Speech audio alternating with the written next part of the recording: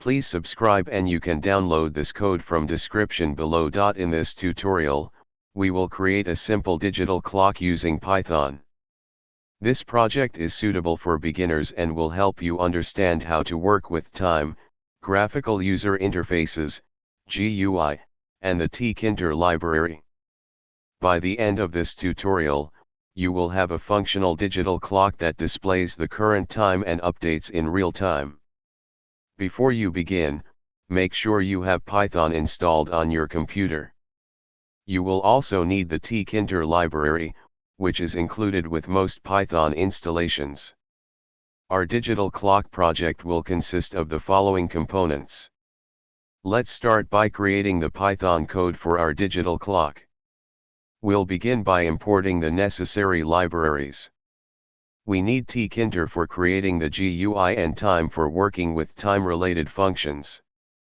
Next, we'll create the main window for our digital clock using tkinter. We'll use a tk label widget to display the current time. Here, we set the font, background color, BG, and text color, FG, for the label.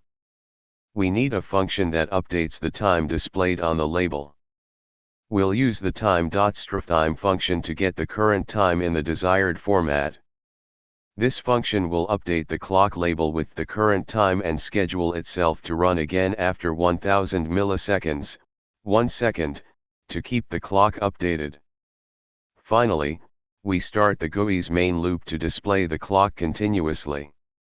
Here's the complete code for the digital clock. Congratulations! You've successfully created a digital clock using Python and the tkinter library.